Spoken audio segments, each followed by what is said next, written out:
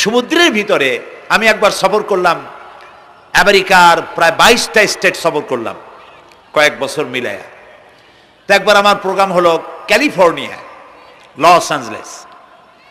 এখানে আমার 3 দিন প্রোগ্রাম। তারা একটা দিন আমাকে রাখলো সাইট সিন দেখার জন্য। আমাকে নিয়ে গেল লস অ্যাঞ্জেলেস থেকে সান দিয়েগো। সান দিয়েগো হচ্ছে প্যাসিফিক ওশানের পাশে। এইখানে আছে সি ওয়ার্ল্ড, অর্থাৎ সমুদ্রের মধ্যে যা কিছু আছে তা তারা সেখানে উঠায় রাখছে। বিশাল জায়গা, দেখতে অন্তত 4 দিন লাগে পুরা এলাকা দেখতে। তা আমার হাতে সময় 5 ঘন্টা, 5 ঘন্টা আমাকে দেখতে হবে।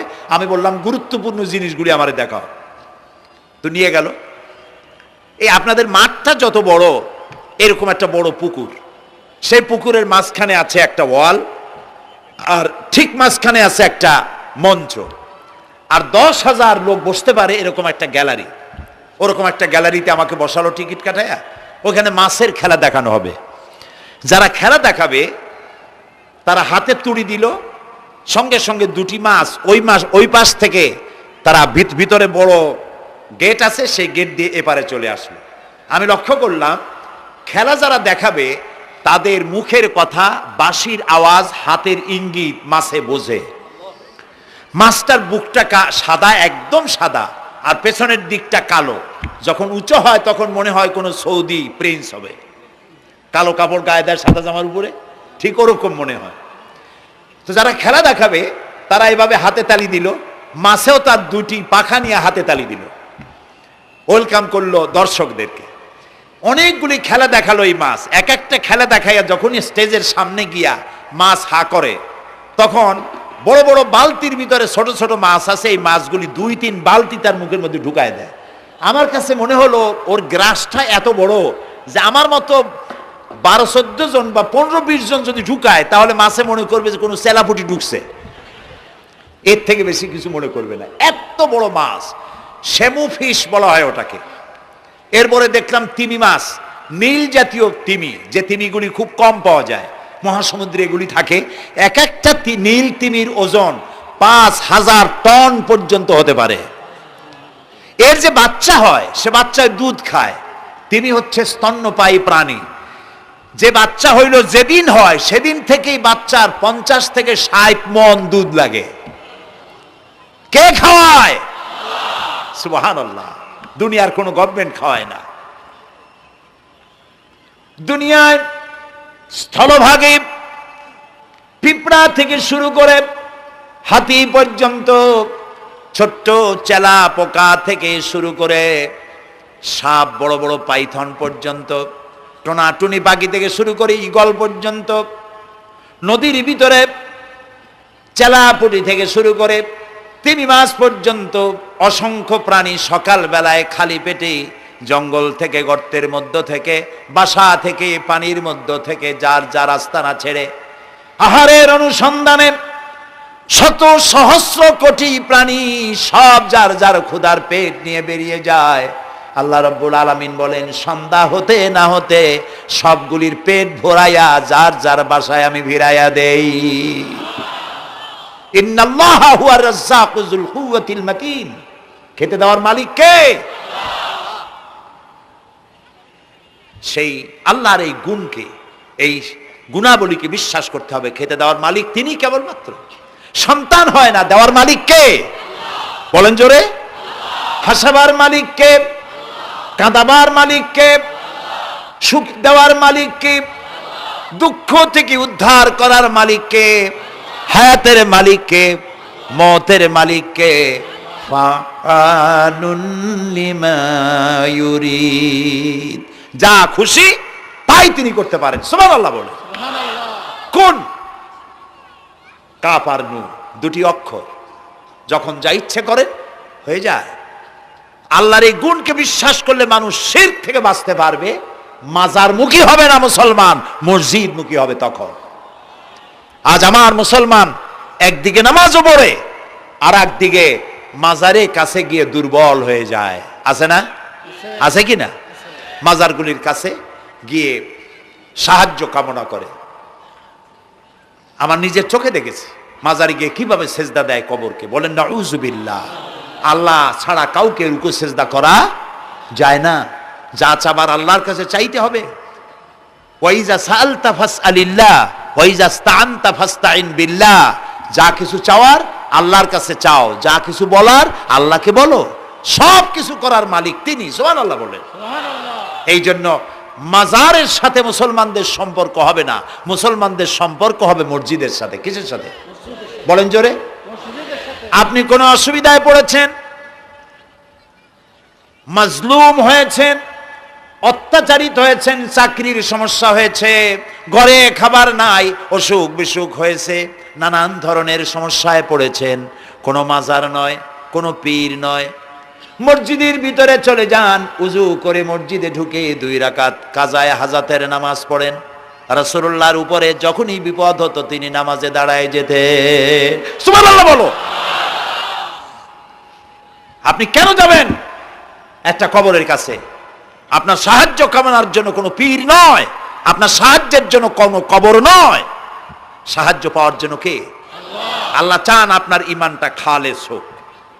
আল্লাহ তাআলা এটা বরদাস্ত করতে পারেন না যে মানুষ কারো কাছে গিয়া আরেকজনের কাছে গিয়া নতি স্বীকার করুক। আল্লাহ সহ্য করেন না।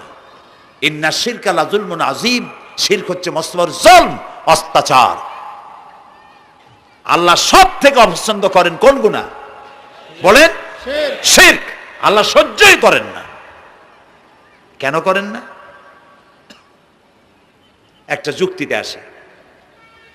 যারা বিবাহ করেছেন তাদের স্ত্রী যদি স্বামীর সাথে যে ধরনের হাসি খুশি প্রেমের আদান প্রদান করে, স্বামী ছাড়া যদি আরেকজন পুরুষের সাথে এরকমের ভাব বিনিময় করে, ফোনে কথা বলে, প্রেম করে, খুব সুন্দর করে ভালোবাসা দিয়ে যদি চিঠি লেখে অন্য পুরুষের কাছে অথবা প্রেম নিবেদন করে, তাহলে স্বামীদের অবস্থা কেমন হবে বলেন? এইটার জবাব দিতেও যদি দেরি হয় তো খুবই কুলক্ষণ। হ্যাঁ, ভয়ানক হবে, ভয়ানক হয়ে যাবে। নিজের চরিত্র যতই যা হোক, বউর চরিত্র ভালো চাই। আচ্ছা বলেন তো, স্ত্রী আপনার সঙ্গে যেভাবে প্রেমের হাসি হাসে, প্রেম নিবেদন করে, ওই রকম আরেকটা পুরুষের কাছে সাথে করলে আপনার সহ্য হয় না কেন? আপনি স্ত্রীর উপরে আপনার অধিকারটা কতখানি, কি জন্যে? আপনার স্ত্রীর যে হাসি, যে মিষ্টি হাসি, যা আপনার প্রাণ কেড়ে নেয়, ওই হাসিতে আপনার কোনো অবদান আছে বলেন? তার যে টানা টানা চোখ, সুন্দর ভ্রু, মাথায় অনেক লম্বা চুল, শরীরটা সুন্দর, যৌবন, রূপ, এর ভেতরে আপনার কোনো অবদান আছে? হ্যাঁ আছে, একটু তো আছেই। আপনি যে মুখ দিয়ে বউটা হাসে, সেই ঠোঁটে একটু লিপস্টিক লাগাইছেন। যে চোখের জন্য আপনি পাগল, সেই চোখে একটু কাজল লাগাইছেন।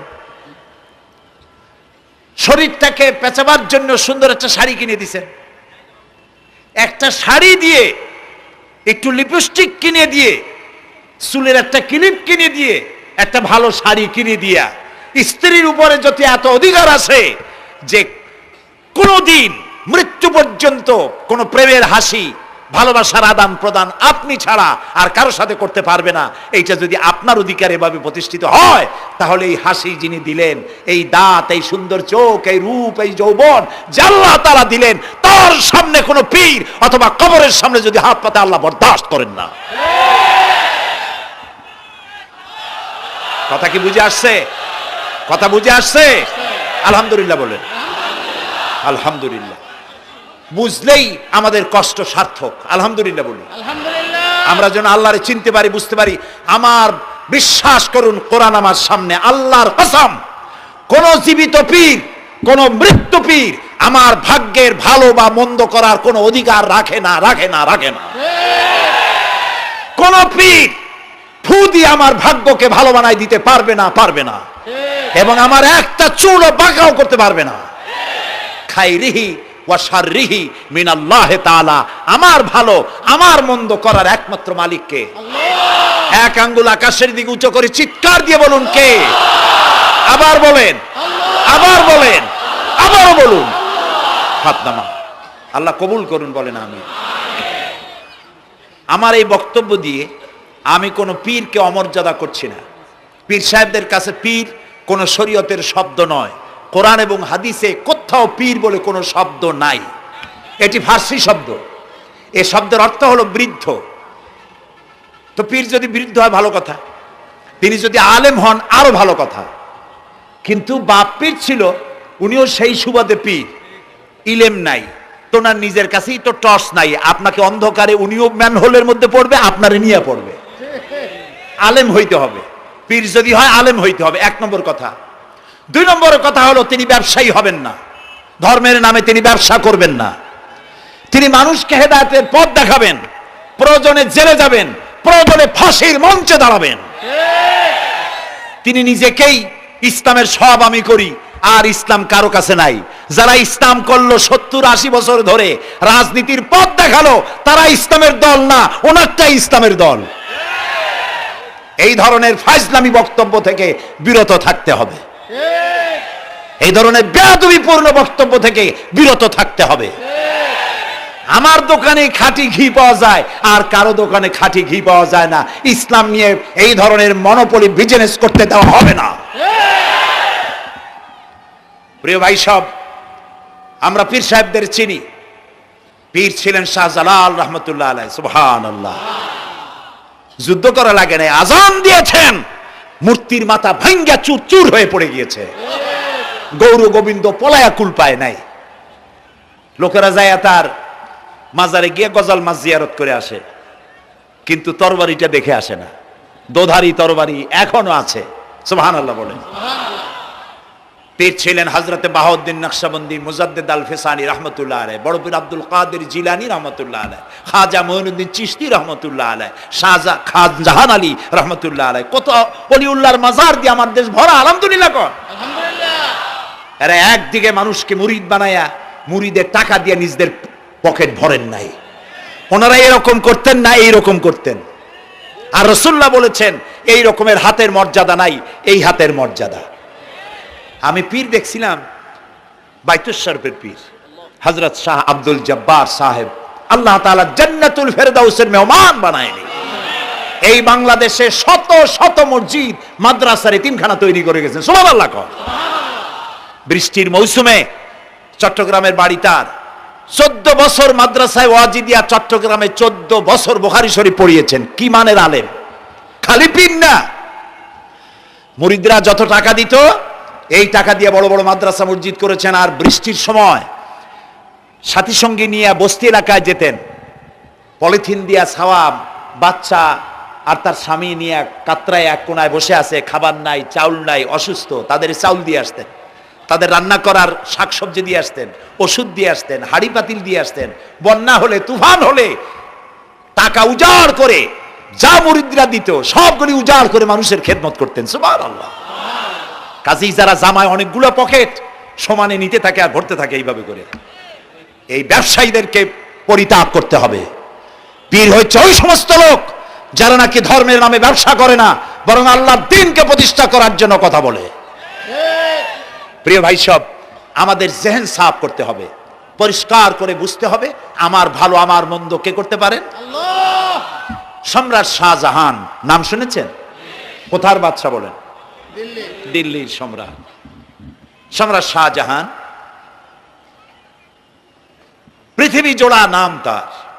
কবি বলছেন, শাহনে জাহাं को जिन्हें फख्र से देते थे बाज, वाज कब्र में है सूरह अलहम्दु की मोहताज। যে শাহজাহানকে কর দিয়া ট্যাক্স দিতে পারলে জনগণ নিজেদেরকে গৌরবান্বিত বলে মনে করত, সেই শাহজাহান কবরে শুয়ে আছে, সূরা ফাতিহার মুহতাজ হয়ে আছে। সুবহানাল্লাহ। যদি কেউ আমার কবরের কাছ থেকে হেঁটে যাইতো আর একটু সূরা ইখলাস পড়ে সবরেসানি করতো, আমি কিছু পাইতাম। আহারে, এই এতিম ফকির হয়ে শুয়ে আছে। এক ফকির দিল্লি ঘুরতেছে, একজন বলছে, ভাই তোমারে তো খয়রাত করে দেখতেছি আমি সেই ছোটবেলা থেকে, খালি তুমি খয়রাত করো। একটা জিনিস আপনারা মনে রাখবেন, গরিব, আজকে যারা গরিব পরিশ্রমের মধ্য দিয়ে কালকে তারা ধনী হতে পারে, কিন্তু যারা ভিক্ষুক, যারা ভিক্ষা করে, জিন্দিগিতে কোনোদিন তারা বড় হতে পারবে না।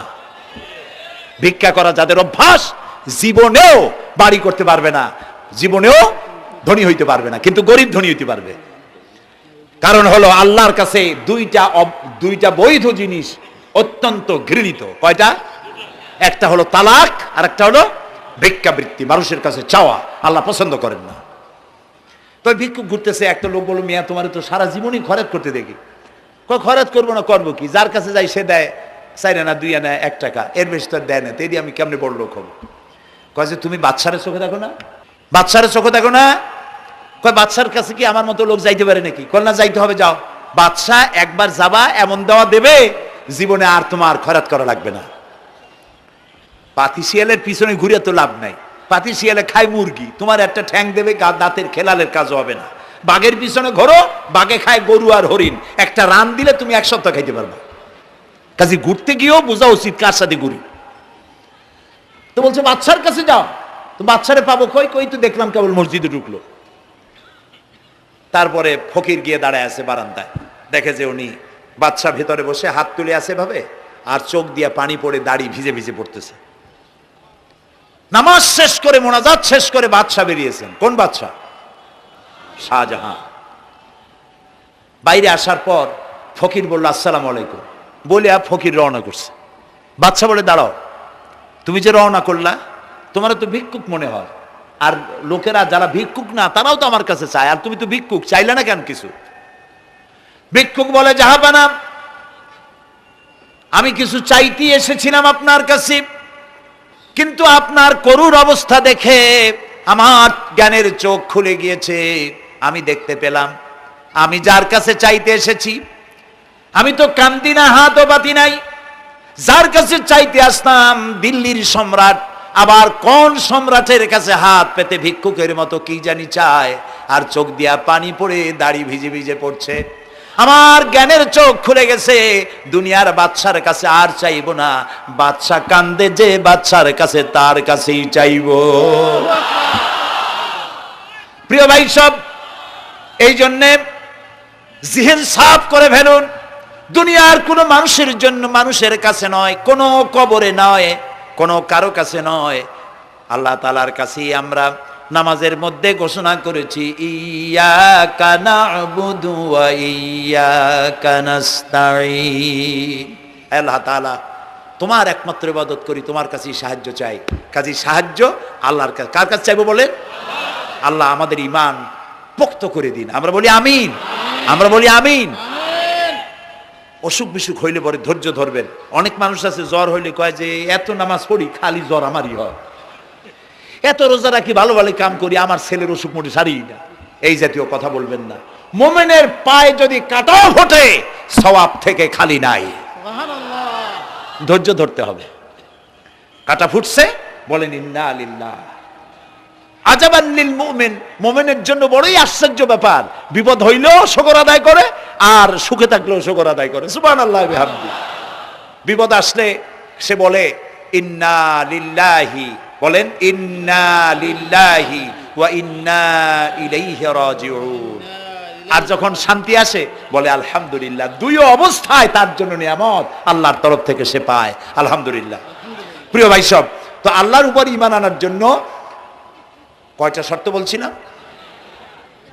এই যে প্যাচ লেগে গেছে, কয় যে 3টা। আল্লাহর উপর ঈমান আনার জন্য শর্ত কয়টা? 4টা। 4টার বলছি কয়টা? 2টা। আরেকটা হচ্ছে আল্লাহর কুদরত, এ বিশ্বাস করা। আল্লাহর কুদরত মানে শক্তি। আল্লাহর কিসে বিশ্বাস করবেন বলেন জোরে? শক্তি। আকাশ এবং জমিনে শক্তিশালী কে? কিন্তু আমার দেশের জনগণ, কিছু কিছু রাজনীতিবিদরা বলে জনগণই নাকি সকল ক্ষমতার, সকল শক্তির উৎস। কি পাগল! তুমি ক্ষমতার উৎস? নাকের মধ্যে ময়লা, দাঁতে ছাতা, পেটের মধ্যে দুর্গন্ধ ভরা, ক্ষমতার উৎস। আশ্চর্য কথা। এই যে ক্ষমতার উৎস, হাজার হাজার লোক এখানে বসা, 2টা ভাউয়া ব্যাংক যদি 2 কোণা দিয়ে ঢোকে, ভাউয়া ব্যাংক চেনেন? বিগ সাইজের ব্যাংক, 2টা যদি দুই দিক দিয়ে ঢোকে লাফাইতে লাফাইতে, সামনে যারা আছে এমনি লাফাবে। অন্তত টঙ্গী তামিরুল মিল্লাত মাদ্রাসা ছাড়াইয়া তারপরে ফিরে তাকায় বলবে, ভাই আমরা দৌড়াই কেন? ব্যাংকের সামনে অসহায় বল্লা ভীমরুলের সামনে অসহায়, সাপের সামনে, বিচ্ছুর সামনে অসহায়। তারা কয় সকল ক্ষমতার উৎস জনগণ। কপাল পোড়া। ক্ষমতার উৎস জনগণ নয়, এটা কোরআনের সাথে কন্ট্রাডিকশন হয়। এ কথায় আল্লাহ বলেছেন আন্নাল কুওয়াতা লিল্লাহি জামিয়া, সকল ক্ষমতার উৎস কে? চিল্লায় বলো ক্ষমতা কি দেখছেন? মাত্র 1.5 মিনিট। কয় মিনিট? মাত্র 1.5 মিনিট। আল্লাহ বলেছেন কোন? সাথে সাথে তামিলনাড়ু, মালয়েশিয়া, ইন্দোনেশিয়া, থাইল্যান্ড, মালদ্বীপ, শ্রীলঙ্কা 2 লক্ষ লোক শেষ, 1 লক্ষের খোঁজ নাই। সমুদ্রের পানি 33 ফিট উঁচু হয়ে এসছে। সুবহানাল্লাহ কই দিচ্ছে করে না? বিজ্ঞানীরা বলেছেন ভারত মহাসাগরের তলদেশে ফাটল ধরেছে, ওর কয়েক কিলোমিটার নিচে ভূমিকম্পের উৎপত্তি হয়েছে। ভারত মহাসাগরের পানি 3 হাত না 4 হাত, কত কিলোমিটার আল্লাহই জানে। এই কয়েক কিলোমিটার নিচে যে মাটি, সেই মাটিরও কয়েক কিলোমিটার নিচে ভূমিকম্পের উৎপত্তি। এখান থেকে ভূমির কম্পন হয়েছে, সেই ভূমিকম্পে সমস্ত মহাসাগরের মধ্যে, ভারত মহাসাগরের মধ্যে জলকম্পন শুরু হয়েছে। পানির কম্পন, মাটির কম্পন একসাথে। 33 ফিট উঁচা, মানে 4 তলা বিল্ডিং এর মতো উঁচু হয়ে আসছে পানি। 4 তলা পরিমাণ উঁচু হয়ে পানি চলে আসছে। বাড়ি গাড়ি সব কিছু খড় কুটার ন্যায় সব উড়িয়ে দিয়েছে। এগুলোরে কপাল পোড়া নাস্তিক যেগুলি, তারা বলে প্রাকৃতিক দুর্যোগ। ওর বাপের মাথা। আচ্ছা, প্রাকৃতিক দুর্যোগ, প্রকৃতি কি? কোন জন্তুর নাম? প্রকৃতি কোন জন্তু জানোয়ারের নাম? প্রকৃতি নিজে চলে না কেউ তাকে চালায়? কে চালায়? কপাল পোড়ারা তা বুঝে না। বিশ্ববিদ্যালয়ের শিক্ষক হয়েছে তো, আল্লাহ দিয়ে আসি কোথায়? তবে সব খারাপ না, ভালো আছে আলহামদুলিল্লাহ। কিছু আছে কপাল পোড়া। বিশেষ করে শান্তিনিকেতনে যারা পড়াশোনা করে আসে, সাহিত্য চর্চা করে, এই সাহিত্য চর্চা করতে করতে এক পর্যায়ে কপাল পুড়ে যায়। আল্লাহরে চিনতে পারে না, সব চেনে আল্লাহরে চেনে না। আল্লাহ এখন চিনাইতেছে ভালো করে। প্রিয় ভাই সব, কওমে আদ, কওমে সামুদ, এগুলিকে আল্লাহ তারা ধ্বংস করেছেন। কিয়ামতের আগে এই যে 7টা আকাশ, এই আকাশ সম্পর্কে অবিশ্বাসীরা তারা বলেছে আকাশ বলতে কিছুই নেই, এটা নাকি অনেক দূরে, তাই নীলা নীলে দেখা যায়। কি কপাল পোড়া চিন্তা করেন, নীলা নীলা দেখা যায়। এই আকাশ মহাশূন্য। এই আকাশগুলিকে, আকাশ কয়টা? কয়টা স্তর? 7টা। এগুলি কাতাইয়ে সিজিল্লিল কুতুব। কোরআনে কারিমে আল্লাহ তাআলা বলেছেন কিতাবের পৃষ্ঠার মতো কিয়ামতের আগে একটার পর একটা ঠাস ঠাস করে পড়বে, ভেঙে চুরে চুরমার হয়ে যাবে। ওয়াইদাল বিহারু ফুজ্জিরাত, আল্লাহ তাআলা বলছেন ইদাস সামাউ ফাতারাত ওয়াইদাল কাওয়াকিবু ইনতাসারাত ওয়াইদাল বিহারু ফুজ্জিরাত। আকাশের তারকাসমূহ বিক্ষিপ্ত হয়ে পড়বে। অসংখ্য তারকারাজি, বিশাল বিশাল তারকা বিক্ষিপ্ত হয়ে পড়বে। চন্দ্র সূর্য একটার সাথে আরেকটা ধাক্কা লেগে চাঁদ আর সূর্য আলো হারিয়ে ফেলবে, একাকার হয়ে যাবে। পাহাড়গুলো উঁচু করে আল্লাহ তাআলা জমিনের উপরে আছাড় মারবেন, কাল ইহনিল মানফুস, তুলার মতো উড়ে চলে যাবে। সুবহানাল্লাহ বলবা না? কত বড় শক্তি আল্লাহ পাকের। ওয়াইদাল বিহারু ফুজ্জিরাত, সমুদ্র সমূহ বিদীর্ণ হয়ে যাবে। সমুদ্রে যত পানি আছে সমস্ত পানিগুলি নিঃশোষিত হয়ে যাবে মাটির তলায়, এবং সেখানে অগ্নুৎপত্তি হবে। কোরআনে কারিমে আল্লাহ বলে দিয়েছেন গোটা সমুদ্রগুলিতে আগুন জ্বলতে থাকবে। এগুলি কিয়ামতের আলামত। আল্লাহ পাকের অফুরন্ত মেহেরবানি। এই যে কানের কাছ দিয়া গুলিটা চলে গেছে, কানে লাগে নাই। বাড়ির কাছ থেকে কিয়ামত হয়ে গেল, বাংলাদেশে আল্লাহ বাঁচাই দিলেন। সুবহানাল্লাহ বলো, আলহামদুলিল্লাহ বলেন। আমাদের প্রতিবেশী দেশগুলিতে যেভাবে আঘাত লাগছে, ওর 1000 ভাগের 1 ভাগের আঘাত কয়েক সেকেন্ড যদি বাংলাদেশে হতো, আমাদের সব অপরিকল্পিত শহর, রাজুক পারমিশন দিয়েছে 3 তলার, করা হয়েছে 7 তলা। এইভাবে অপরিকল্পিত যত বিল্ডিং আছে এগুলি পচা সিমেন্ট দিয়ে, পচা ইট দিয়ে তৈরি করা হয়েছে। 2-3 সেকেন্ডের ভূমিকম্প যথেষ্ট এই শহর লণ্ডভণ্ড করে দেওয়ার। অসংখ্য মানুষ মারা যাবে, অসংখ্য বাড়িঘর শেষ হয়ে যাবে। এদেরকে রেস্কিউ করার মতো মডার্ন ইকুইপমেন্টসও গভর্নমেন্টের কাছে নাই। এই জন্য আল্লাহর কাছে সেজদা দিয়া গুনার তওবা করতে হবে, আল্লাহ আমাদের মাফ করে দাও, আমার এই গরিব দেশটাকে কিয়ামত পর্যন্ত এই গজব থেকে বাঁচাও। প্রিয় ভাই সব, আল্লাহ তাআলার ক্ষমতার ওয়াজ আমি আজ করতে পারবো না, অনেক লম্বা হয়ে যাবে, কারণ আমাকে 3টা পুঁজির কথা তো কমসে কম বলতেই হবে, অল্প করে হলেও। শুনবেন তো? আল্লাহ তৌফিক দিক, বলেন আমিন। তো আল্লাহ তাআলার ক্ষমতায় বিশ্বাস করা, তার প্রচন্ড ক্ষমতা, যা খুশি তাই বলেন করতে পারেন। মরাকে জিন্দা, জিন্দাকে মারতে পারেন, মরুভূমিতে ফুল ফুটাতে পারেন, সুবহানাল্লাহ, যা খুশি তাই করতে পারেন। এই শক্তি সহকারে আল্লাহকে বিশ্বাস করতে হবে। 4র্থ নম্বরে আল্লাহর হুকুম এবং হাকাম, আদেশ নিষেধ। আমি আল্লাহরে বিশ্বাস করি, এই কথার কোনো দাম নাই যদি তার আদেশ না মানি। এই কথার কোনো দাম নাই যদি তার নিষেধকে আমি আমার জীবনে প্রত্যাহার না করে চলতে পারি। মুসলমান বলে দাবি করার কোনো মূল্য নেই। একদিকে নামাজ পড়ি, আর একদিকে ওজনে কম দেয়, খাদ্যে ভেজাল দেয়, বেপরদা করি, মিথ্যা কথা বলা হয়, ওজনে কম দেয়, খাদ্যে ভেজাল দেয়, জমিনের আইল ঠালে আমানতের খেয়ানত করে, আল্লাহর হুকুম মানা হলো না, রসুলের আদেশ মানা হলো না। আল্লাহর উপর ঈমান আনার জন্য 4র্থ শর্ত হচ্ছে আল্লাহ যা বলেছেন মাথা নত করে মেনে নিতে হবে, বলতে হবে সামি'না ওয়া আতা'না। বলেন সামি'না ওয়া আতা'না, শুনলাম আর মেনে নিলাম। বলেন তো জোরে, শুনলাম আর মেনে নিলাম। সুবহানাল্লাহ বলেন। মুমিনেরা এই প্রশ্নই করবে না মদ হারাম কেন, মুমিনেরা এই প্রশ্নই করবে না জুয়া হারাম কেন, মুমিনেরা এই প্রশ্নই করবে না জেনা হারাম কেন। একটাই জবাব, মদ হারাম কেন? আল্লাহ হারাম করেছেন তাই হারাম। জেনা হারাম কেন? আমার আল্লাহ হারাম করেছেন তাই হারাম। জুয়া হারাম কেন? আমার আল্লাহ হারাম করেছেন তাই হারাম। কোন যুক্তি নাই। যুক্তির, আল্লাহর নিষিদ্ধ জিনিসে যুক্তি তালাশ করে কেবলমাত্র শয়তান। আল্লাহর আদেশ নিষেধে যুক্তি তালাশ করে কে? শয়তান।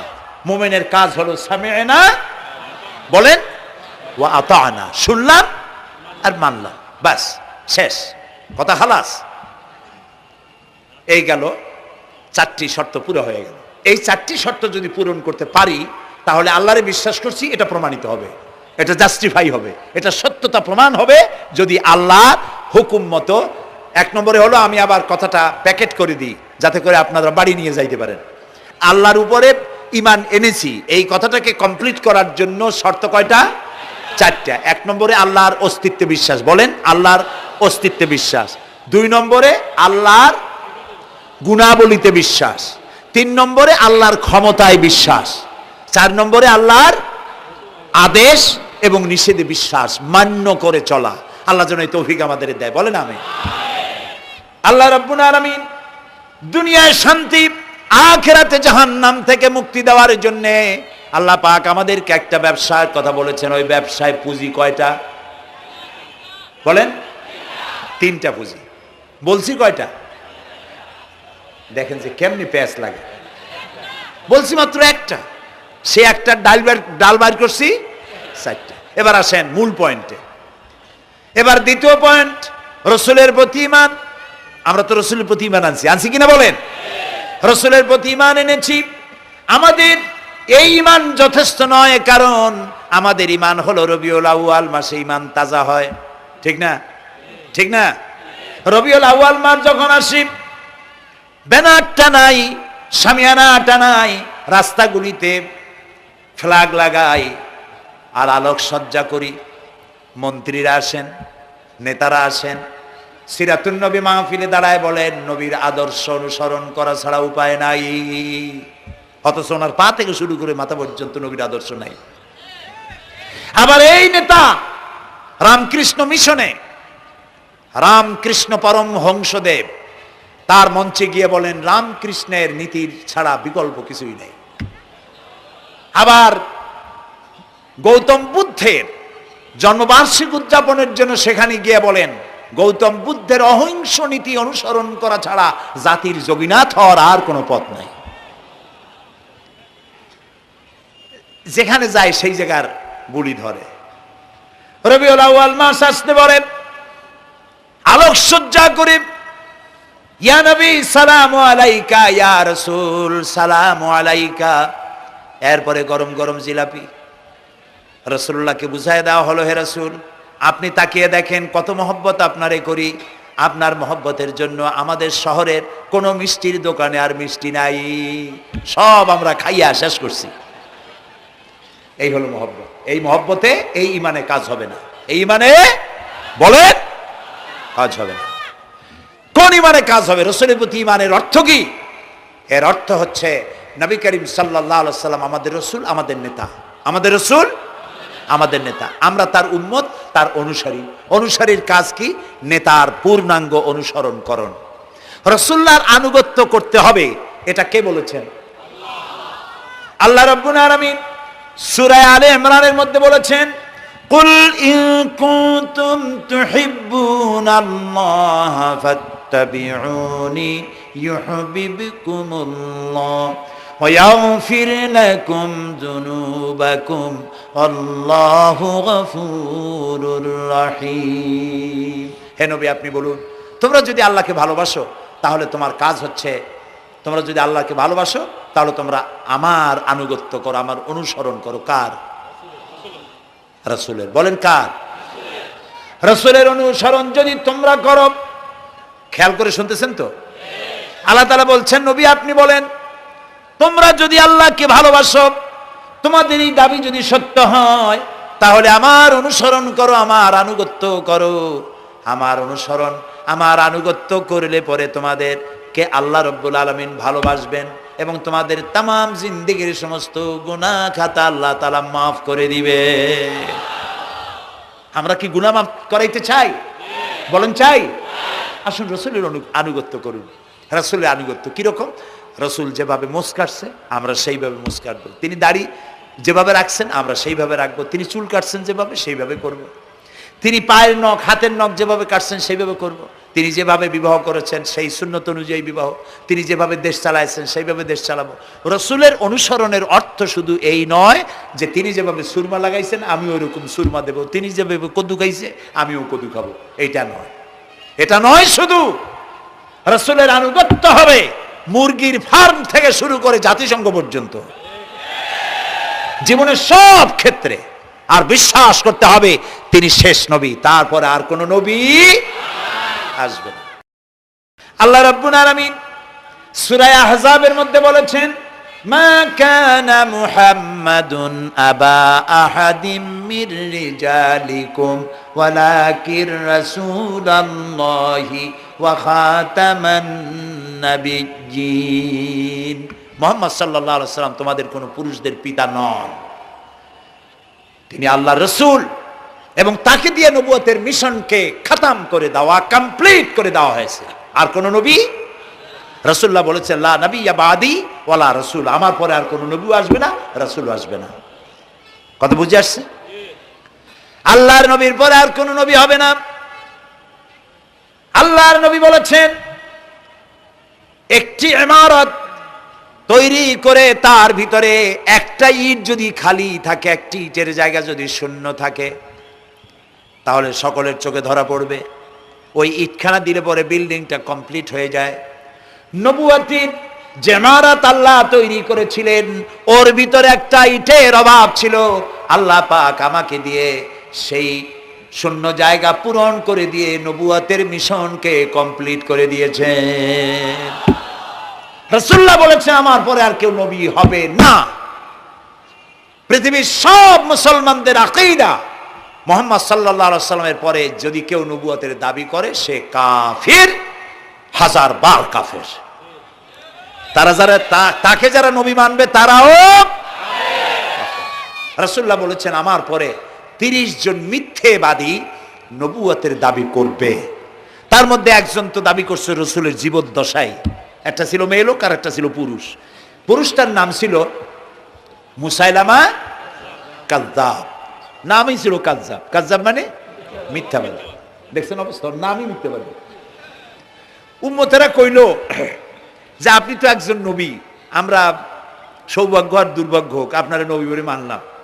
মুহাম্মদ সাল্লাল্লাহু আলাইহি সাল্লামের কাছে প্রায় জিবরাইল আসে আর ওহী আনে, আর আপনি আমাদের কোনো ওহী দিতে পারলেন না পর্যন্ত। কয় যে কেবল না নবী হইলাম, অপেক্ষা করো, ওহী আসবেন। বেশ কিছুদিন যাওয়ার পর খুব চিন্তা ভাবনা করে কয় যে ওহী একটা আসছে। উম্মতেরা সব দৌড়ে আসছে, কি ওহী? কয় যে এইমাত্র শেষ রাত্রে জিবরাইল আসছিল, আইসে আমারে কয়ে গেল, একটা সূরা নাজিল করলো। সূরাটা কি? ইন্না আতাইনাকাল আকাক ফাসাল্লি লিরাব্বিকা ওয়াজআক ইন্না শানিয়াকা হুয়াল আবলাক। উম্মতেরা কয় সর্বনাশ, এই সূরা পড়তে গেলে তো আমরা কাইসা মরে যাব। এর অর্থ তো খুব বিকায়দা। কি সূরা নাজিল হলো আপনার উপরে? ইন্না আতাইনাকাল আকাক, মানে আমি তোমাকে হুতুম পেশা দান করেছি, সুতরাং তুমি তোমার প্রভুর উদ্দেশ্যে নামাজ পড়ো আর চিৎকার মারো, কারণ তোমার শত্রুরা সাদা এবং কালো বর্ণের। আমরা তো আগামাথা কিছু বুঝলাম না, কি ওই? আচ্ছা ঠিক আছে, পয়গম্বর মুহাম্মদ সাল্লাল্লাহু আলাইহি সাল্লামকে তার উম্মতেরা নিয়ে যায় তাদের বাগানে, মাঝে মধ্যে নিয়ে যায়। নিলে পরে যে কুয়ায় পানি থাকে না, শূন্য কুয়া পানিতে ভরে যায়। যে গাছতলা দিয়ে তিনি হেঁটে যান, যে খেজুর গাছে খেজুর নাই, সেই গাছতলা দিয়ে রাসূল হেঁটে গেলেন, গাছে ফল ধরে যায়। আপনি তো এরকম কিছু দেখাইতে পারেন না। তোমরা তো আমার নেও না, চলো না যাই। নিয়ে গেছে, যাইয়া দেখে যে কুয়ার পাড় দিয়ে যায়, যে কুয়ায় পানি থাকে তা থাকে না, শুকায় যায়। যে গাছতলায় দিয়ে যায়, ওই গাছে খোরমা থাকলে সাথে সাথে খরগুড়ি ঝরে যায়। উম্মতের কয় কি একটা কপাল পড়া নবী পাইলাম বাগে। আল্লাহ তারে শেষ করছে দুনিয়া থেকে, জাহান্নামে চলে গেছে। সেই মহিলাটাও গেছে, সেও গেছে। রাসূলুল্লাহ বলেছেন এইরকম 30 জন মিথ্যাবাদী নবুয়তের দাবি করবে কিয়ামতের আগ পর্যন্ত। গোলাম আহমদ কাদিয়ানী, এ হলো ইতিহাসে আমরা যদ্য পাই, তার পর্যন্ত 28 জন হয়েছে। মুহাম্মদ সাল্লাল্লাহু আলাইহি সাল্লামের ইন্তেকালের পর ওকে নিয়ে হয়েছে 28 জন। কয়জন হইল? বাকি আছে কয়জন? তাই বলে কিয়ামত যে এই 2 জন হইলি আগামী বছর বা 5-6 বছরের মধ্যে কিয়ামত হবে, ওইটা চিন্তা করেন না। এই পৃথিবীতে একটা লোক আল্লাহ শব্দ উচ্চারণ করার যদি থাকে, কিয়ামত সে পর্যন্ত হবে না। সুবহানাল্লাহ। সুতরাং বহুত দেরি আছে কিয়ামতের। তবে ওর মতো আরো শয়তান 2 জন আসবে। গোলাম আহমদ কাদিয়ানী বলল, আমি পয়গম্বর, আমি নবী, আমার উপরে ওহী আসে। তো তার সঙ্গে ওই যুগের বড় আলেম মাওলানা আতাউল্লাহ শাহ বুখারী রহমতুল্লাহ আলাইহি, তিনি বললেন, আচ্ছা তুমি যে নবুয়তের দাবি করো, এই শক্তি তুমি পাও কই? কয় যে আমার শক্তি তো কোরআন, কোরআনের মধ্যেই আছে আমার কথা। কোথায়? কয় সূরা সফের মধ্যে আছে, ইয়াতি মিন বাদি ইসমুহু আহমদ।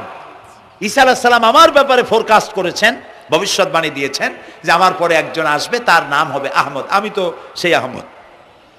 মাওলানা বুখারী বলছেন, বেকুব, ঈসা আলাইহিস সালাম যার কথা বলেছেন তার নাম, ঈসা আলাইহিস সালাম যার কথা বলেছেন তার নাম হলো ফকাত আহমদ, আর তোমার নাম হলো গোলাম আহমদ। তাহলে এতে করে বোঝা যায় ঈসা আলাইহিস সালাম যার কথা বলেছেন তুমি সেই আহমদের গোলাম, তো তুমি নবুয়তের দাবি করো কেন? গোলাম আহমদ কয় যে হুজুর, আমার নামের আগে গোলাম বৈশা একটু সমস্যা হয়েছে, ঠিক, তো গোলামটারে যদি বাদ দেই তাহলে তার আপনি আপত্তি করতে পারেন না, আমি আহমদ থাকি আর আপনি আমার উম্মত হয়ে যান। আমি আমার কথা ঈসা আলাইহিস সালাম বলেছেন। মাওলানা বুখারী বলছেন, দেখো তোমার ফতোয়া অনুযায়ী তুমি বলছো নামের প্রথম অংশ বাদ দিয়া শেষের অংশ নিয়ে তোমার উপর ঈমান আনতে, তাহলে আমার নাম আতা আল্লাহ। তোমার ফতোয়া অনুযায়ী আমার নামের প্রথম অংশ বাদ দিলাম, আতা গেছে, থাকছে আল্লাহ। আর আল্লাহ হয়ে বলছি তোর মতো গাধারে আমি নবুয়ত দেই নেই। এরপর এই শয়তানের মউত হলো কোথায়? বলেন কোথায়? পায়খানার ভিতরে। এই কাদিয়ানীরা, গোলাম আহমদ কাদিয়ানী কাফের, ওরে যারা নবী বলে মানে তারাও কাফের। প্রিয় ভাই সব, পৃথিবীর 48টি মুসলিম দেশ কাদিয়ানীদেরকে নন মুসলিম মাইনরিটি হিসাবে ঘোষণা দিয়েছে রাষ্ট্রীয়ভাবে। সৌদি গভর্নমেন্ট আইন পাশ করেছে, কিয়ামত পর্যন্ত কাদিয়ানীরা মক্কা মদিনায় প্রবেশ করতে পারবে না। বিগত 100 বছরের ভিতরে কোনো কাদিয়ানী মক্কা মদিনায় ঢুকতে পারে নাই। আজকে বাংলাদেশে খতমে নবুয়তের আন্দোলন নতুন কিছু নয়। দীর্ঘদিন থেকে এই উপমহাদেশে খতমে নবুয়তের আন্দোলন চলছে। এই আন্দোলন চলবে যতদিন পর্যন্ত সরকারের পক্ষ থেকে তাদেরকে নন মুসলিম মাইনরিটি ঘোষণা না করা হচ্ছে, আন্দোলন চলবেই। এদের লাশ রাস্তায় ফেলাই দিবা আর 14 কোটি মুসলমান তাকিয়ে তাকিয়ে দেখবে, তা বিশ্বাস করো না।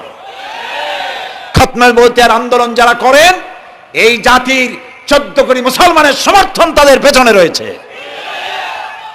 কাজী তাদের ব্যাপারে উচ্চবাচ্য কথা বলতে গিয়ে ব্যারিস্টার হন, আইনজীবী হন, যেই হন, খতমে নবুয়তের আন্দোলন যারা করে তাদের ব্যাপারে কথা বলতে গিয়ে মুখ সামনে কথা বলবেন। এদেশের মানুষ শহীদ হয়ে যাবে, কাদিয়ানীদেরকে বরদাস্ত করবে না। আমাদের দেশে হিন্দু, থামুন, আমাদের দেশে হিন্দু, খ্রিস্টান, বৌদ্ধ আমাদের দেশের নাগরিক অধিকার ভোগ করে না? আমাদের সমান নাগরিক অধিকার তারা ভোগ করে। কাদিয়ানীরাও হিন্দু খ্রিস্টানদের মতো নন মুসলিম মাইনরিটি হিসেবে এদেশে বসবাস করে নাগরিক সুবিধা ভোগ করবেন, কোনো অসুবিধা নাই। কিন্তু আপনি মুসলমান বলে দাবি করবেন না, শেষ নবী মানবেন না, আমরা এই ব্যাপারে কিয়ামত পর্যন্ত আপোষ করব না।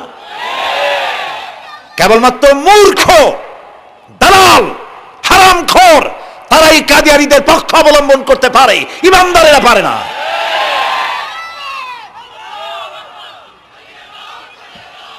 কাদিয়ানীরা যে সব মসজিদ তৈরি করে, এগুলি মসজিদ নয়, এগুলি উপাসনালয়। হিন্দুদের মন্দিরকে যেভাবে আমরা সম্মান করি, ওদের উপাসনালয়কেও সম্মান করি। কিন্তু কাদিয়ানীরা যতদিন মুসলমান নামের পরিচয় দিতে থাকবেন, আমরা আমাদের অধিকার আদায়ের জন্য সুশৃঙ্খলভাবে গণতান্ত্রিক পদ্ধতিতে আমরা এই অধিকার আদায়ের চেষ্টা করব। খতমে নবুয়তের আন্দোলন কোনো রাজনৈতিক আন্দোলন নয়, এটি আমাদের ইমানের আন্দোলন। যারা আন্দোলন করতেছেন তারা আমাদের ফরজে কিফায়ার দায়িত্ব পালন করছেন। প্রিয় ভাই সব, রাসূলের প্রতি ঈমান আনতে হলে এরকম ঈমান আনতে হবে, তারপরে আর কোনো নবী আসবে না। তারপরে কথা হলো তাকে অনুসরণ করতে হবে পায়ের নখকাটা থেকে শুরু করে মাথার চুল পর্যন্ত, জীবনের সব ক্ষেত্রে রাসূলের অনুসরণ করতে হবে। তিনি সেনাপতি ছিলেন, শ্রমিক ছিলেন, পিতা ছিলেন, নানা ছিলেন, স্বামী ছিলেন, ঠিক না? তিনি রাষ্ট্রপ্রধানও ছিলেন। আজকে যারা ধর্ম আর রাজনীতি আলাদা করেন তারা মুনাফিক, মুসলমান নয়, তারা কি? মুনাফিক। এই জন্য আমাদেরকে মনে রাখতে হবে নবী করিম সাল্লাল্লাহু আলাইহি সাল্লাম রাষ্ট্র পরিচালনা করেছেন। যারা ধর্ম আর রাজনীতি আলাদা করেন তারা মুসলমান হিসাবে আল্লাহর কাছে পরিচিত হতে পারবেন না। প্রিয় ভাই সব, নবীজি মক্কা থেকে মদিনা এলেন, মদিনা এসে রাষ্ট্রপ্রধানের দায়িত্ব পালন করলেন। আজ তিনি রাষ্ট্রপ্রধান, কোরআন হলো সংবিধান, কোরআনের আইন চালু করে দিলেন। চুরি বন্ধ হলো, ডাকাতি বন্ধ হলো, জেনা ব্যভিচার বন্ধ হয়ে গেল, মানুষ দরজা খুলে ঘুমাবার সুযোগ পেল। সুবহানাল্লাহ, সুবহানাল্লাহ। নবী করিম সাল্লাল্লাহু আলাইহি ওয়াসাল্লাম একটি সুন্দর সুখী সমাজ পৃথিবীতে চালু করে গেলেন। আজ আমাদের ভাগ্য যদি খুলতে হয়, রাসূলের অনুসরণ করি আমাদেরকে রাষ্ট্র পরিচালনা করতে হবে।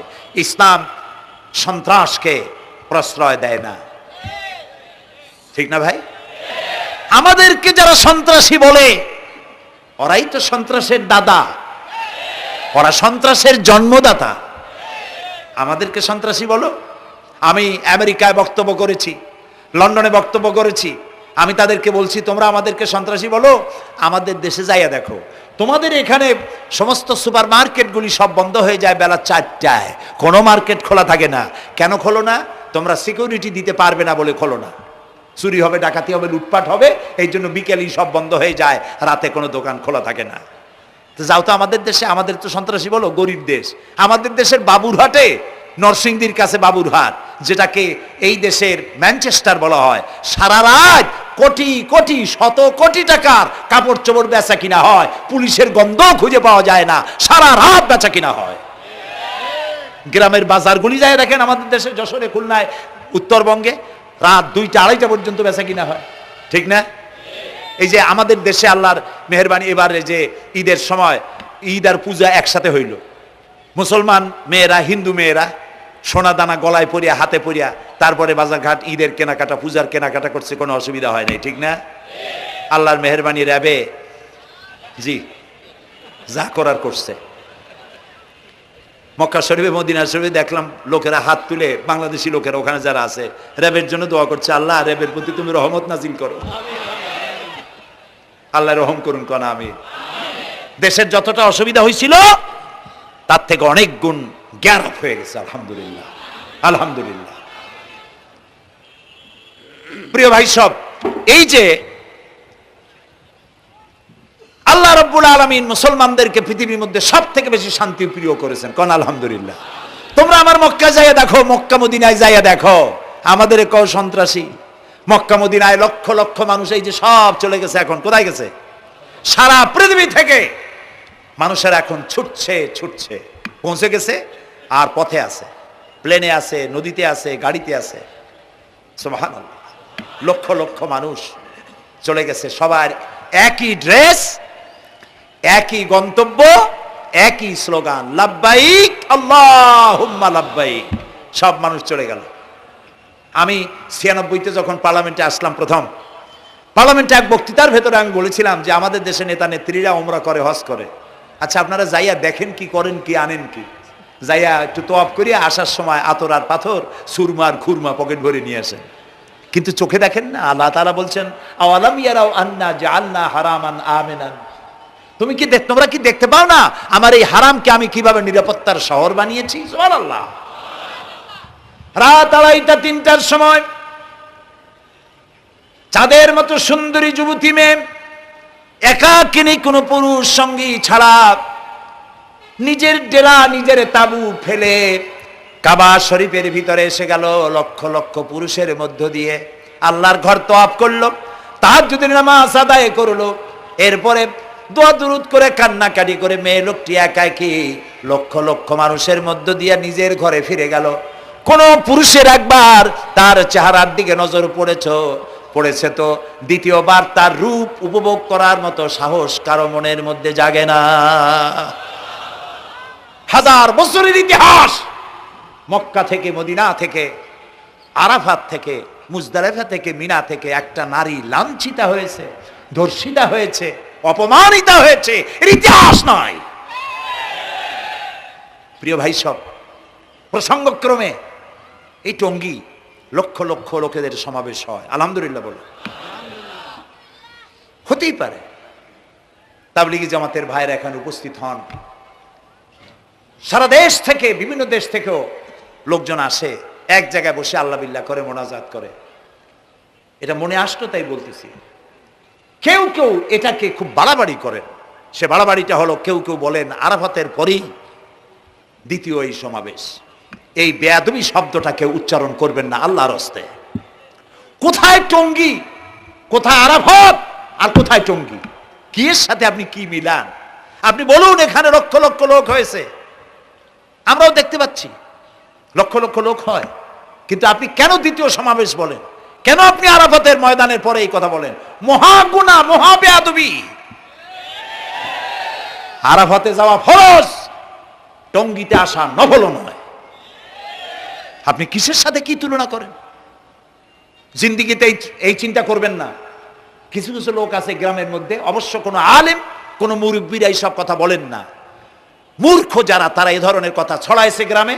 3 বার টঙ্গীতে আসতে পারলে 1 হজের সওয়াব হয়। বলেন নাউজুবিল্লাহ। শুধু 3 বার না, কিয়ামত পর্যন্ত লোকের এখানে আসতে থাকলে আরাফাতের ময়দানে 1 সেকেন্ডে যে সওয়াব হবে তাও হবে না। আরাফাত হচ্ছে সেই ময়দান যেখানে আদম আলাইহিস সালাম থেকে শুরু করে মুহাম্মদ রাসূলুল্লাহ সাল্লাল্লাহু আলাইহি সাল্লাম পর্যন্ত সব নবীদের চোখের পানি শুকিয়েছে।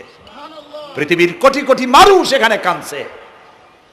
আর আল্লাহ রাসূল বলেছেন, আল হাজ্জুল মাবরুর লাইসা লাহুল জাযাউ ইল্লাল জান্নাহ। একটা কবুল হজের সওয়াব আল্লাহর কাছে বেহেশত দেওয়া ছাড়া আর কিছুই নেই। মান হাজ্জা লিল্লাহ ফালাম ইয়ারফুস ওয়ালাম ইয়াফসুক রাজা কায়াউমিন ওয়ালাদাতহু উম্মুহু, রাওয়াহুল বুখারী। বুখারী শরীফের হাদিস। রাসূলুল্লাহ বলছেন, আরাফাতের ময়দান থেকে হাজিরা যখন বেরিয়ে যায় সন্ধ্যায়, মা যেমন নিষ্পাপ সন্তান প্রসব করে, আরাফাত থেকে হাজিরা তেমন নিষ্পাপ হয়ে বেরিয়ে যায়। আল্লাহর হস্তে আপনারা এই তুলনাটা কেউ করবেন না। বলবেন অনেক বড় সমাবেশ হয়েছে, লক্ষ লক্ষ লোক হয়েছে, বাস শেষ। এটা দ্বিতীয় সমাবেশ, আরাফাতের পরের এটা দ্বিতীয় স্থান অবলম্বন করেছে। এইসব বাজে কথা আর একদিনও বলবেন না। মহাবে আদবি যদি কেউ বলে থাকেন আস্তাগফিরুল্লাহ পড়ুন, পড়েন আস্তাগফিরুল্লাহ। আল্লাহ সবাইকে ক্ষমা করুন, বলুন আমিন। এখানে আসতে দোয়া কবুল হবেই, কোনো গ্যারান্টি নেই, কোনো গ্যারান্টি নাই। কিন্তু রাসূলুল্লাহ বলেছেন আরাফাতের ময়দানে দোয়া কবুল হয়। রাসূলুল্লাহ বলেছেন আল্লাহর ঘরের কাছে দাঁড়ায়া মুলতাজিমে দাঁড়ায়া এমন কোন দোয়া করি নাই যে আল্লাহ কবুল করেন নাই। কাজে এই সব চিন্তা করবেন না প্রিয় ভাই। সব রসুলের প্রতি ঈমান আনতে হলে রসুলের জীবনকে জানতে হবে। রসুলের জীবন আমরা অনেকেই জানি না। বাংলা ভাষায় বহুত বইপত্র বেরিয়েছে রসুলের জীবনী সংক্রান্ত। মেহেরবানি করে কিনবেন এবং পড়বেন। রসুলের প্রতি ঈমানের অর্থ হলো রসুলুল্লাহর পা থেকে শুরু করে মাথা পর্যন্ত সবটা আমল করা এবং তাকে মোহাব্বত করা। রসুলকে কি করবো আমরা? কি মোহাম্মদ সে ওয়াফা তূনে তু হাম তেরে হ্যাঁ, ये जहां चीज ही क्या लोह कलम तेरे हैं। মুহাম্মদ সাল্লাল্লাহু আলাইহি ওয়াসাল্লামের সঙ্গে যদি তুমি মহব্বতের কানেকশন জুড়িয়ে দিতে পারো, তার অনুসরণ আর অনুকরণ যদি করতে পারো, আকাশ আর জমিন তো দূরের কথা, লোহ কলম পর্যন্ত আল্লাহ তোমার জন্য করে দেবে। নবী করিম সাল্লাল্লাহু আলাইহি ওয়াসাল্লামের উপর ঈমান আনার অর্থ হলো তার অনুসরণ অনুকরণ করা। 3 নম্বরে ওয়াতুজাহিদুনা ফি সাবিলিল্লাহি বিআমওয়ালিকুম ওয়া আনফুসিকুম, আল্লাহর রাস্তায় লড়াই করো জান দিয়া আর মাল দিয়া। কি দিয়ে কোন তো? জান দিয়া আর মাল দিয়ে। আমরা কিন্তু বলি হুজুর আসি আসি আপনার সাথে, আপনার পিছনে আসি, জানটা দিয়ে দেব। এই মানুষেরা খুব চালাক।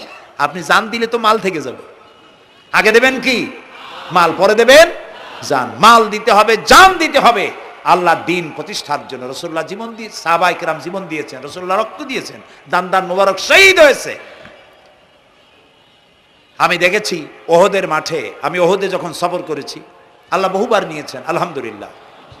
আমাকে সেখানকার একজন আলেম মদিনার, তিনি আমাকে নিয়ে গেলেন ওহদে বেশ কয়েক বছর আগে। ওহদে গিয়ে দেখলাম, আমাকে দেখালো যে নবী করিম সাল্লাল্লাহু আলাইহি ওয়াসাল্লামের যেখানে দান দান শহীদ হয়ে গিয়েছিল, দাঁত মুবারক শহীদ হয়েছে, রাসূলুল্লাহ বেহুশ হয়ে পড়ে গেছিলেন। তাকে হযরতে আবু বকর, হযরত ওমর, হযরত ওসমান এই 3 জনে উঁচু করে নিরাপদ জায়গায় নেওয়ার জন্য দৌড়াচ্ছিলেন। পাহাড়ের উপরে যখন উঠতেছিলেন, ওই 3 জন রাসূলকে ঘাড়ে করে নিয়ে উঠতেছেন। পাহাড় তখন কাঁপতেছিল, পাহাড় কাঁপতেছে, এত বড় কাঁপন উঠেছে পাহাড়ের। পাহাড় সেই এলাকা থেকে কাগজ কাটলে, কেচি দিয়ে কাগজ কাটলে যেমন রেজা রেজা হয়ে যায়, আমার নিজের চোখে আমি দেখলাম। তিনি আমাকে দেখালেন এই সেই এলাকা যেখানে রাসূলকে উঠানো হয়েছিল। পাহাড় আল্লাহর ভয়তে কাঁপতেছিল তরতর করে। সেই উঁচা জায়গা, একটা বিশ্রামের মতো জায়গা পাহাড়ের মধ্যে, সেইখানে তাকে নিয়ে যখন রাসূলকে যখন শোয়ানো হচ্ছিল, পাহাড় কাঁপতেছে। নবী করিম সাল্লাল্লাহু আলাইহি ওয়াসাল্লাম তখন বলছেন, উসবুতি ইয়া জিবাল, উসবুতি ইয়া জিবাল, ইন্নাকা আলাইয়া নবিয়ান ওয়াস সিদ্দিকিন ওয়াস শাহীদাইন। হে পাহাড়, উসবুতি ইয়া জিবাল, হে পাহাড় থেমে যা, তোর উপর আল্লাহর নবী, তোর উপরে সিদ্দিক আর 2 জন শহীদ দাঁড়িয়ে আছে, থেমে যা। পাহাড় থেমে গেল। সিদ্দিক হযরত আবু বকর, 2 জন শহীদ তোর উপরে, হযরতে ওমর, হযরতে ওসমান রাদিয়াল্লাহু তাআলা আনহুমা। কবে শহীদ হবে রাসূলুল্লাহ আজকে বলতেছেন, তোর উপরে 2 জন শহীদ দাঁড়িয়ে আছে। এইভাবে কষ্ট করেছেন নবীজি, ক্ষুধায় কষ্ট করেছেন, যুদ্ধ করেছেন। তবে সেই যুদ্ধ আক্রমণাত্মক ছিল না, ডিফেন্সিভ ছিল। আক্রমণকে প্রতিহত করার জন্য তিনি লড়েছেন। প্রিয় ভাই সব, এত কষ্ট করার পর তিনি যে দিন কায়েম করে গিয়েছিলেন, আল্লাহ তাআলা বলছেন ওয়াতুজাহিদুনা ফি সাবিলিল্লাহি, আল্লাহর রাস্তায় লড়াই করো জান দিয়ে আর মাল দিয়ে আমার দ্বীনকে প্রতিষ্ঠা করার জন্য। যদি তোমরা ইসলাম বুঝে থাকো এরই মধ্যে তোমাদের জন্য কল্যাণ নিহিত রয়েছে। সুবহানাল্লাহ বলেন, এরই মধ্যে কল্যাণ। সুতরাং শুধু টুপি মাথায় দিয়ে নামাজ পড়লেই হবে না, নামাজও পড়তে হবে, আল্লাহর হুকুম হাকাম মানতে হবে, রোজাও রাখতে হবে, হজও করতে হবে, যাকাতও দিতে হবে, স্ত্রীকে পর্দায় রাখতে হবে, আমলে আখলাকে, সিরাতে সুরাতে, চলনে বলনে, ব্যবসায় বাণিজ্যে, বক্তৃতায়, রাজনীতি, অর্থনীতি, সমাজনীতি, সব জায়গায় আল্লাহ এবং রসুলের পূর্ণাঙ্গ আনুগত্য করার নামই হলো মুসলমান হয়ে যাওয়া। সুবহানাল্লাহ। এই মুসলমান হইতে পারবো আমরা? আল্লাহ যেন তৌফিক দেখুন, আমিন। সবাই বলেন আমিন। আমি এখন আপনাদের নিয়ে মোনাজাত করবো। মোনাজাতের আদব বসা, দাঁড়ানো ভাইয়ের একটু বসেন। এই যত মানুষ দাঁড়ায় আছেন মেহেরবানি করে একটু বসেন। আমি কিন্তু একবারও বলিনি আপনারা বসেন। দাঁড়ানো ভাইরা মেহেরবানি করে বসেন, মোনাজাত করবো আপনাদের নিয়ে। প্রায় 2 লক্ষ লোক মারা গেছে ভূমিকম্পে, আর 1 লাখের উপরে নিখোঁজ। তাদের জন্য দোয়া করবেন না? যে আল্লাহ আমাদের বাঁচাই দিলেন তাদের জন্য, তার জন্য দোয়া শুকর আদায় করবেন না? সুতরাং বসেন, বসতে বলছি, দাঁড়াতে বলিনি। মোনাজাতের জন্য সবাই বসেন, আর একটু জোরে সরে জিকির করেন লা ইলাহা লা ইলাহা।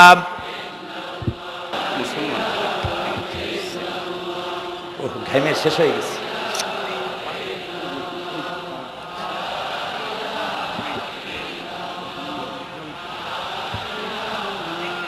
বয়স কত? বাড়ি কোথায়?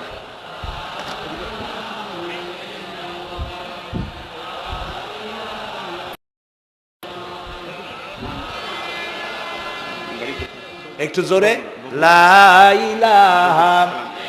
এফিডেভিট করছো? বসো বসো।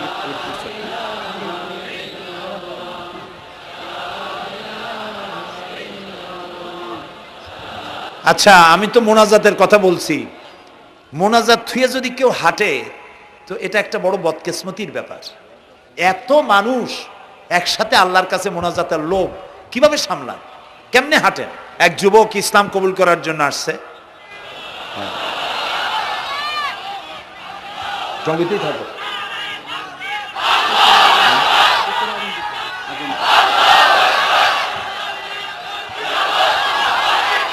জি,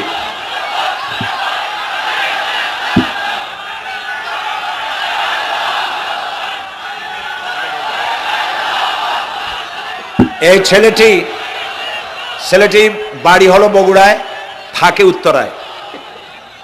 এই ছেলের বাপের নাম শ্রী সুধীর চন্দ্র সরকার, আর তার নাম হলো চঞ্চল কুমার সরকার। বর্তমান নাম পছন্দ করেছে বশির উদ্দিন। বলো লা ইলাহা লা ইলাহা ইল্লাল্লাহু ইল্লাল্লাহু মুহাম্মাদুর মুহাম্মাদুর রাসূলুল্লাহ। রাসূলুল্লাহ। আল্লাহ ছাড়া আল্লাহ ছাড়া কোনো ইলাহ নাই, কোনো ইলাহ নাই, মাবুদ নাই, মাহবুব নাই, উপাস্য নাই, উপাস্য নাই, মুহাম্মদ মুহাম্মদ সাল্লাল্লাহু সাল্লাল্লাহু আলাইহি ওয়াসাল্লাম আলাইহি সাল্লাম আল্লাহর আল্লাহর প্রেরিত প্রেরিত রাসূল। রাসূল। আশহাদু আন আশহাদু আন লা ইলাহা লা ইলাহা ইল্লাল্লাহু ইল্লাল্লাহু ওয়াহদাহু ওয়াহদাহু লা শারীকা লা শারীকা লাহু লাহু ওয়া আশহাদু আন্না ওয়া আশহাদু আন্না মুহাম্মাদান মুহাম্মাদান আবদুহু আবদুহু ওয়া রাসূলুহু। ওয়া রাসূলুহু। আমি সাক্ষ্য দিচ্ছি আমি সাক্ষ্য দিচ্ছি আল্লাহ ছাড়া আল্লাহ ছাড়া কোনো ইলাহ নাই, কোনো ইলাহ নাই, মাবুদ নাই, মাহবুব নাই, উপাস্য নাই। উপাস্য নাই। তিনি এক, তিনি এক, তিনি একক, তিনি একক, তার কোনো তার কোনো অংশীদার নাই। অংশীদার নাই। আমি আরো সাক্ষ্য দিচ্ছি আমি আরো সাক্ষ্য দিচ্ছি মুহাম্মদ মুহাম্মদ সাল্লাল্লাহু সাল্লাল্লাহু আলাইহি ওয়াসাল্লাম আলাইহি সাল্লাম আল্লাহর আল্লাহর বান্দা বান্দা এবং এবং তার তার প্রেরিত রাসূল। প্রেরিত রাসূল। বলো আসসালামু আলাইকুম। আসসালামু আলাইকুম। আপনারা জবাব দেন। এই ছেলেটি এখন আমাদের মধ্যে নিষ্পাপ। আমাদের সকলের আমলনামায় পাপ আছে। রাসূলুল্লাহ বলেছেন, যখন একজন মুশরিক ইসলাম কবুল করে, কালেমা পড়ে, বিশ্বাস করে, অর্থ সহকারে উচ্চারণ করে, তার পিছনের সমস্ত গুনাহ খাতাকে আল্লাহ তাআলা মাফ করে দেন। সুতরাং আমরা তার জন্য দোয়া করি, আল্লাহ যেন তাকে খাঁটি মুসলমান বানায় দেন। আমরা সবাই বলি আমিন। বসুন। প্রিয় ভাই সব, মোনাজাতের পর এশার আজান হবে, আমরা বা জামাত এশার নামাজ পড়ে যাব ইনশাআল্লাহ। বলেন ইনশাআল্লাহ। এত বড় জামাত আমরা কোথাও পাবো না, এবং জীবনে আরেকটা জামাত এরকম পাবো তার কোনো নিশ্চয়তাও নাই, ঠিক না ভাই? নামাজ আমরা আদায় করে যাব 5 ওয়াক্ত। কি বলে এখানে সারা জীবন 5 ওয়াক্ত নামাজ সঠিকভাবে আদায় করব, আর এশার নামাজ আমরা এখানে জামাতে আদায় করে যাব। আর এই বিশাল মাহফিল তৈরি করতে অনেক খরচ হয়েছে। আপনারা নিশ্চয়ই দেখতে পান এত বড় প্যান্ডেল করতে কত টাকা খরচ হতে পারে, এবং তারা প্রচেষ্টা করেছে। আপনারা এই লাইটিং, মাইকিং, প্যান্ডেল, স্টেজ, তারপরে পোস্টার, গেট ইত্যাদি তৈরি করতে বহু টাকা খরচ হয়েছে। আপনারা যাওয়ার সময় মেহেরবানি করে তাদেরকে চতুর্দিকে ড্রাম এবং চাদর নিয়ে লোকেরা দাঁড়িয়ে থাকবে, আপনারা আল্লাহর হস্তে তাদেরকে কিছু সহযোগিতা করে যাবেন। রাজি আছেন আপনারা? রাজি আছেন? আল্লাহ আপনাদেরকে তৌফিক দিন। মা বোনেরা যারা এসছেন, মা বোনদের জন্য আজকে তেমন কোনো কথা বলতে পারলাম না, তবে যা বলেছি নারী এবং পুরুষ সকলের জন্য সমভাবে প্রযোজ্য। আপনাদের জন্য একটু বেশি করতে হবে। এই রাসূলুল্লাহ বলেছেন, আল মারআতু ইজা সাল্লাত খামসাহা ওয়া সামাত শাহরাহা ওয়া আতাআত বালাহা ওয়া আহসানাত ফারজাহা। রাসূলুল্লাহ বলেছেন, যেসব মহিলারা 5 ওয়াক্ত নামাজ সঠিকভাবে আদায় করে, রমজান মোবারকের রোজা রাখে, সতীত্বের হেফাজত করে, স্বামীর আনুগত্য করে চলে, কিয়ামতের দিন ওই সব মহিলারা আল্লাহর জান্নাতের যে দরজা দিয়া খুশি সেই দরজা দিয়া জান্নাতে প্রবেশ করতে পারবে। সুতরাং আপনারা এই কথাগুলি মেনে চলুন, আল্লাহ আপনাদেরকে তৌফিক দিন। আমি মোনাজাত করব এখনই, আপনারা যাওয়ার সময় সকলে সহযোগিতা করে যাবেন। আর নামাজের জন্য একটি বই আছে, চরিত্র গঠনে নামাজের অবদান। আমরা যে নামাজ পড়ি অনেক সময় নামাজ হয় না। রাসূলুল্লাহ বলেছেন, সাল্লু কামা রাআইতুমুনি উসাল্লি, নামাজ পড়ো সেইভাবে যেভাবে আমাকে নামাজ পড়তে দেখো। জীবনের শ্রেষ্ঠ ইবাদত নামাজ, তাই যদি সঠিক না হলো তাহলে পণ্ডশ্রম হয়ে যাবে। এই জন্য নামাজ কিভাবে মানুষের চরিত্রে অবদান রাখে, আর নামাজটা কেমনে পড়তে হবে, রাসূলুল্লাহ কিভাবে পড়েছিলেন, সেটি আমার এই বইটিতে লেখা আছে। এটি চরিত্র গঠনের নামাজের অবদান।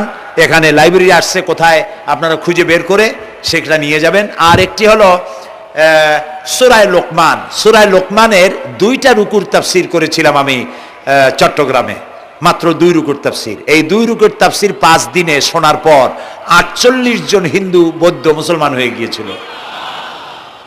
যাকাত সম্পর্কে, মা বাপের অধিকার সম্পর্কে হযরতে লোকমান তার সন্তানকে যে নসিহত করেছে, সেই নসিহত 9টা নসিহত ছিল। ওই নসিহতগুলি আল্লাহর এত পছন্দ হয়েছে যে আল্লাহ তাআলা নিজে লোকমানের নসিহত কোরআন শরীফে উঠায় দিয়েছে। সুবহানাল্লাহ। সুতরাং আমার সন্তানদের ভালো করার জন্য এই নসিহতগুলি দরকার। এটির নাম যারা ক্যাসেট থেকে উদ্ধার করেছে, নাম হলো তাফসিরে সাঈদী লোকমান।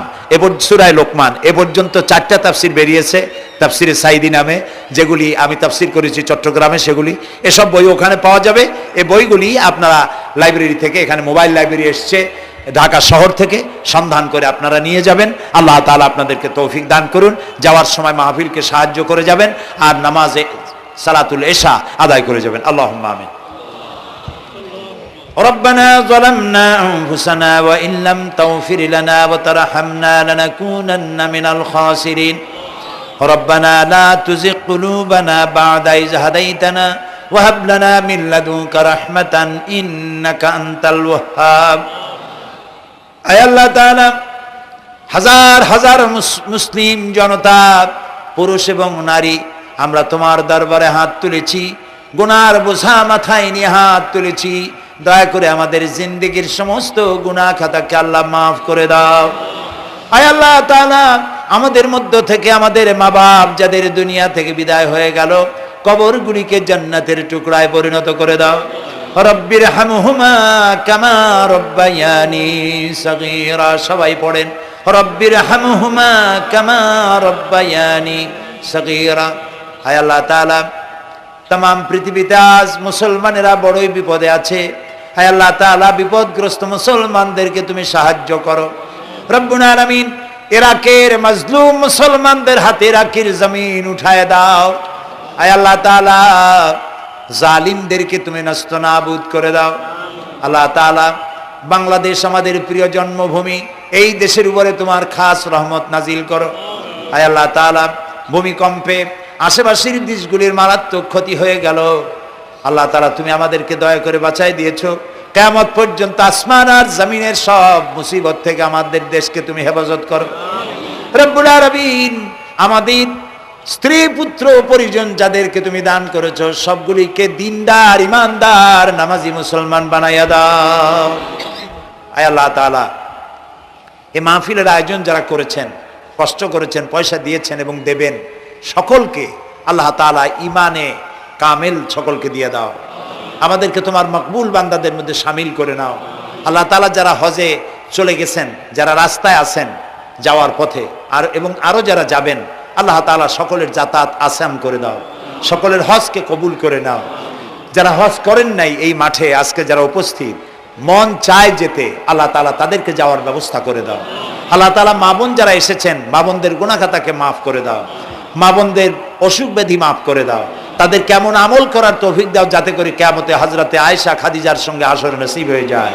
আল্লাহ তাআলা তোমার কাছে আরেকটা দোয়া করি, আমাদের এই বাংলাদেশে যারা বোমা মারে, আমাদের এই বাংলাদেশে যারা গ্রেনেড হামলা করে, আমাদের এই বাংলাদেশে সন্ত্রাসী তৎপরতা চালায়া যারা মানুষ হত্যা করে, তুমি তাদেরকে হেদায়েত করে দাও, তুমি তাদেরকে হেদায়েত করে দাও, তুমি তাদেরকে হেদায়েত করে দাও। আল্লাহ তাআলা তোমার ইলমে যদি জানা থাকে ওদের নসিবে হেদায়েত নাই, তাহলে হামান, নমরুদ, সাদ্দাত, ফেরাউন এগুলারে যেমনে তুমি ধ্বংস করছো, বাংলাদেশে যারা গ্রেনেড হামলা করে, বোমা হামলা করে, মানুষ খুন করে, ওদেরকে গজব দিয়া, লানত দিয়া বাংলাদেশ থেকে চিরকালের জন্য বিদায় করে দাও। যারা বাংলাদেশে নৈরাজ্য সৃষ্টি করে, আল্লাহ তাদেরকে গজব দিয়া বিদায় করে দাও। হয় তারা হেদায়েত হোক, না হয় এই শয়তানদের হাত থেকে আমাদের দেশকে আল্লাহ তুমি রক্ষা করো। রব্বুল আলামিন, টঙ্গী বিরাট শ্রমিক এরিয়া, আল্লাহ তাআলা শ্রমিকদের স্বাস্থ্য ভালো রাখো, তাদের সকলকে নামাজ আদায় করার তৌফিক দাও। আল্লাহ তাআলা তাদের অভাব অভিযোগ দূর করে দাও। চারদলীয় ঐক্য জোটের এই সরকারকে ইসলামের পক্ষে থাকার কাজ করার তৌফিক দান করে দাও। যত ওয়াদা নির্বাচনের আগে করেছিল সবগুলি ওয়াদা অক্ষরে অক্ষরে পালন করার তৌফিক দিয়ে দাও। আমি কয়েক সেকেন্ড আপনাদের জন্য ছেড়ে দিলাম, মাথা নিচু করে চক্ষু বন্ধ করে যার যা চাওয়ার দরকার আল্লাহর কাছে চান। এই বিশাল মাহফিলে আল্লাহ তাআলা দোয়া কবুল করবেন ইনশাআল্লাহ।